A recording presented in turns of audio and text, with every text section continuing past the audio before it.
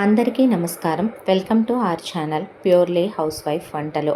పచ్చి రొయ్యలు, కోడిగుడ్లు పులుసు చాలా టేస్టీగా, ఎమ్మీగా ఇంట్లోనే ఫాస్ట్గా ఎలా తయారు చేసుకోవచ్చో చూసేద్దామా. ముందుగా ఒక పాన్ తీసుకుని అందులో ఒక 5-6 టేబుల్ స్పూన్లు ఆయిల్ వేసి, ఆయిల్ వేడైన తర్వాత 3 మీడియం సైజు ఉల్లిపాయలు సన్నగా తరుక్కున్న ముక్కల్ని యాడ్ చేసుకుని స్టవ్ మీడియం ఫ్లేమ్ మీద పెట్టుకుని ఉల్లిపాయలు ట్రాన్స్లూసెంట్ వచ్చేంత వరకు, అంటే ఒక 5 నిమిషాల పాటు వేగనివ్వాలి. తర్వాత 1/2 టీ స్పూన్ పసుపు, రుచికి సరిపడా ఉప్పు యాడ్ చేసుకోవాలి. ఉప్పు పసుపు వేసి వేయిస్తే ఉల్లిపాయ ముక్కలు త్వరగా మగ్గుతాయి.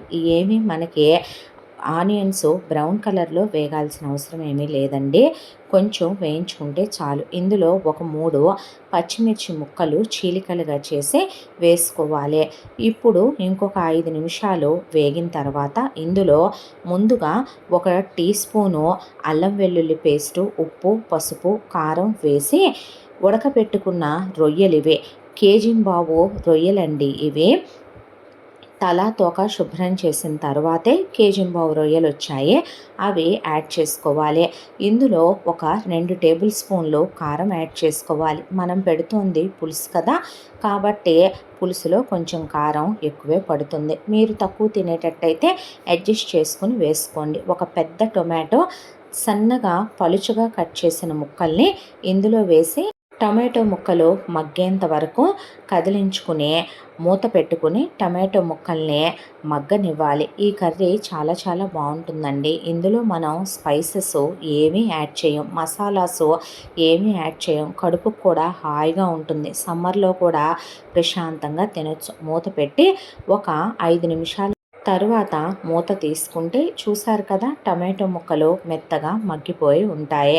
ఈ స్టేజ్లో ఉన్నప్పుడు మనం ఒక నిమ్మకాయంత చింతపండు నానపెట్టుకొని తీసుకున్న చింతపండు రసాన్ని ఇందులో యాడ్ చేసుకోవాలి. ఒక 500 ml వరకే వస్తుందండి చింతపండు రసం. అది యాడ్ చేసుకుంటే ఇంకా మనం అడిషనల్గా ఎలాంటి వాటరు కూడా పులుసులో యాడ్ చేయం. ఎందుకంటే పులుసు గ్రేవీగా చిక్కగా రావాలి. మనం నీళ్ళు యాడ్ చేసుకున్నా బాగోదు. మనం ఆల్రెడీ ముందే ఉడకపెట్టిన రొయ్యలే వేసుకున్నాం కాబట్టి మళ్ళీ మనం రొయ్యల్ని అతిగా ఉడకాల్సిన అవసరం లేదు. 4 ఉడకబెట్టిన కోడిగుడ్లు నేను ఇలా ఘాట్లు పెట్టుకొని పులుసులో వేసుకుంటున్నాను. మీ ఇంట్లో ఉన్న పర్సన్స్ని బట్టి మీరు ఎగ్స్ అనేవి బాయిల్ చేసుకుని యాడ్ చేసుకోండి. ఇప్పుడు ఈ కర్రీలో పైన కొత్తిమీర చల్లుకుని మనం ఒక 3 నుండి 4 పచ్చిమిరపకాయలు చీలికగా తరుక్కుని వీటిని పులుసు పైన వేసుకుని మగ్గనిస్తే పులుసు చాలా కమ్మటి ఫ్లేవర్తో చాలా చాలా బాగుంటుంది. ఇప్పుడు మనం మూత పెట్టేసి మీడియం ఫ్లేమ్ మీద ఈ పులుసుని ఉడికించుకుందాం. ఈ రెసిపీ తప్పకుండా ఇంట్లో ట్రై చేయండి. పులుసుని గరిటెతో కలిపేయకుండా చేపల పులుసు లాగానే ఇలా కుదుపుకొని తిప్పుకోండి.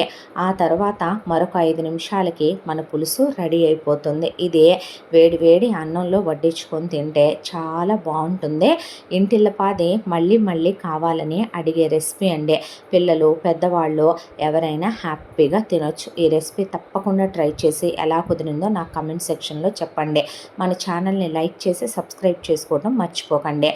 ఇందులో మనం రొయ్యలు ఉడికించేటప్పుడు యాడ్ చేసిన 1 టీ స్పూన్ అల్లం వెల్లుల్లి తప్ప మనం అడిషనల్గా ఎలాంటి మసాలాలు యాడ్ చేయలేదు. రొయ్యల్లో కూడా జస్ట్ ఒక 1/2 టీ స్పూన్ ఉప్పు, 1/2 టీ స్పూన్ కారం, ఒక 1/4 టీ స్పూన్ పసుపు, 1 టీ స్పూన్ అల్లం వెల్లుల్లి యాడ్ చేశాను. మరో రెసిపీతో కలుద్దాం. Thank you.